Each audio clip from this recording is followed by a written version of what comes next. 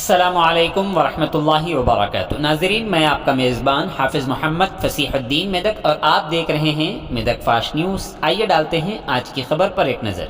ज़िले मेदक के नरसापुर हल्के के कोड़ीपल्ली मंडल के मुटराजपल्ली, राजीपेट और वेंकटापुर के देहातों में कांग्रेस कायदीन ने टीपीसीसी के रियासती नुमाइंदे मिस्टर अंजनेलू गौड़, टीपीसीसी रियासती कायदीन Ravinder Reddy, TPCC secretary mister Raji Reddy ने कांग्रेस पार्टी के परचम की नकाबकुशाई का प्रोग्राम मुनक़िद किया।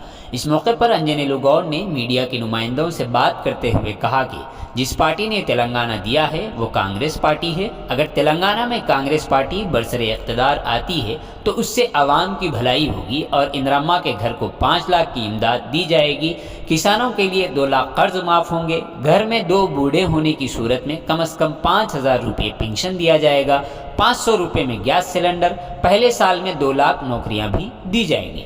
उन्होंने इस मौके पर इल्ज़ाम लगाते हुए कहा कि ये बीआरएस हुकूमत दहाई की तकरीबात के नाम पर आवाम के पैसे का गलत इस्तेमाल कर रही है। मकामी एमएलए और खातून चेयरपर्सन एक दिन के लिए भी अनाज खरीदने के मराकज़ का दौरा नहीं किए हैं। दशाब्दी उत्सवा के नाम पर दीगर प्रोग्रामों में शिरकत कर रहे हैं, लेकिन ख़रीदारी मराकज़ पर अभी भी गल्ला दस्तयाब है। अनाज बेचने वाले किसानों के खाते में अभी तक 1 भी रुपया जमा नहीं हुआ है। उन्होंने इस बात पर गुस्सा जाहिर किया कि बेवा की पेंशन जो पिछले 3 सालों से इंतजार कर रही है नहीं मिल रही है। ख़वातीन कमीशन सुनीता लक्ष्मा रेड्डी ने कहा कि नरसापुर कांग्रेस कारकुनों को आवाम से माफ़ी मांगनी चाहिए। उन्होंने कहा कि वो जिस काबीना का दर्जा हासिल कर रहे हैं वो कांग्रेस पार्टी ने दिया है। मकामी एमएलए और वुमेन कमीशन अपने टिकट के अलावा लोगों की तरफ तवज्जो नहीं दे रहे हैं। अगर सुनीता लक्ष्मा रेड्डी में हिम्मत है तो वो ख़वातीन कमीशन की चेयरपर्सन से इस्तीफ़ा दे दें।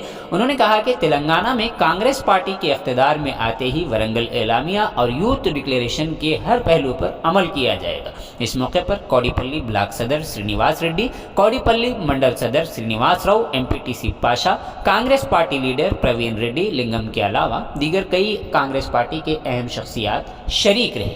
आइए इस सिलसिले में एक तफसीली रिपोर्ट आप हज़रात की पेश खिदमत है। नाज़रीन, जैसा कि आप देख रहे हैं, हम ज़िले मेदक की तारीख़ में पहली मरतबा उर्दू ज़ुबान में आप तक ज़िले की अहम खबरें पहुँचा रहे हैं। लिहाजा हम आपसे गुजारिश करते हैं कि आप लोग भी ज़रूर हमारे चैनल को लाइक करें, शेयर करें और सब्सक्राइब करें और साथ ही साथ बेल आइकन के बटन को भी दबा दें ताकि हमारी जानिब से जब कभी भी किसी भी किस्म की अपडेट दी जाए तो उसकी इत्तला आपको नोटिफिकेशन के ज़रिए सबसे पहले मिल सके। नाज़रीन, अगर आप लोग अपने कारोबार या किसी और किस्म के मुताल्लिक़ हमारे चैनल पर इश्तिहार देना चाहते हो या फिर एडवर्टाइजिंग करवाना चाहते हो तो हमारे सेल नंबर 9000214611 पर हमसे रब्त पैदा करें।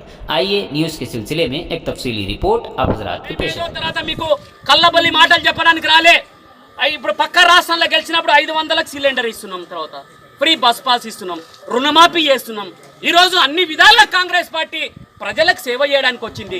ఆ రోజు ఇండ్లు ఇచ్చింది, ఈ రోజు ఏమి ఇచ్చింది?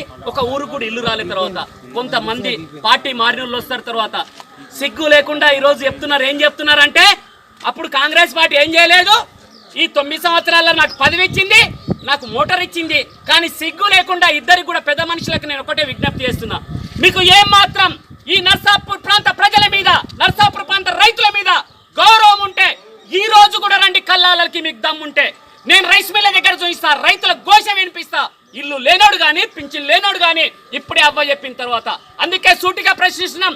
ఎమ్మెల్యే గారు సునీతా లక్ష్మారెడ్డి గారు, గౌరవ సునీతా లక్ష్మారెడ్డి గారు, మీరు పదవి కోసానికి పార్టీని తాకట్టు పెట్టి కార్యకర్తల మనోధైర్యం దెబ్బతీసి కార్యకర్తలని ఈరోజు మనోధైర్యం దెబ్బయడం కాకుండా ఆత్మహత్య చేసిపోయిన తర్వాత నువ్వు ఈరోజు నర్సాపూర్ ప్రజలకు క్షమాపణ చెప్పాల్సిన అవసరం ఉంది।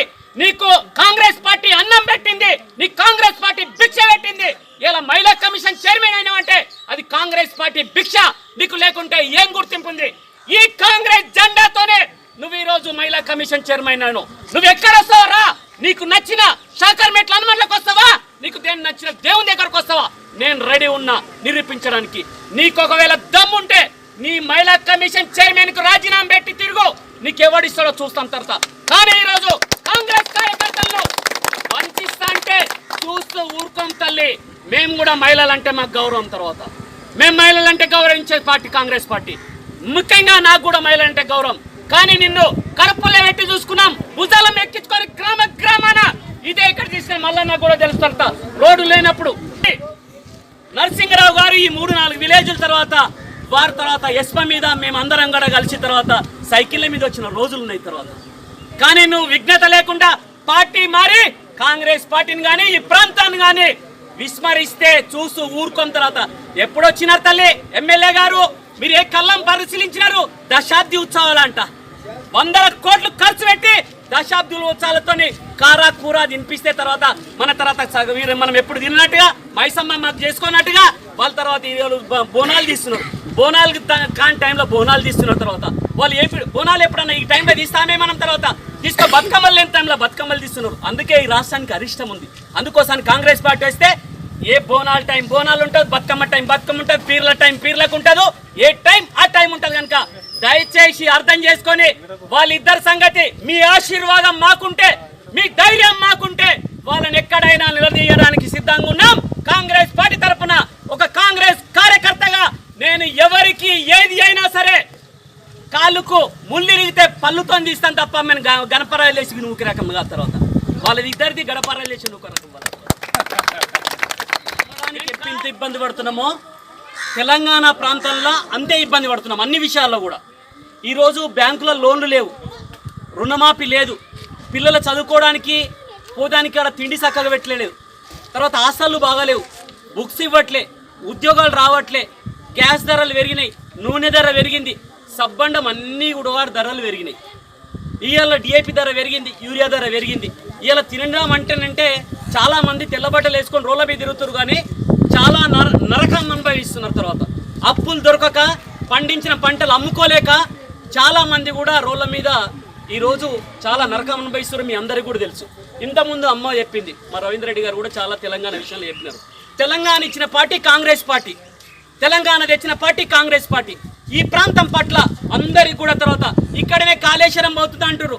ఒకడొకడు చెప్తాడు, అయితే టీవీలలో చెప్తాడు. ఒక ఆయన ఇంత పొడవు నాకన్నా 4 పొడవులు ఉంటాడు.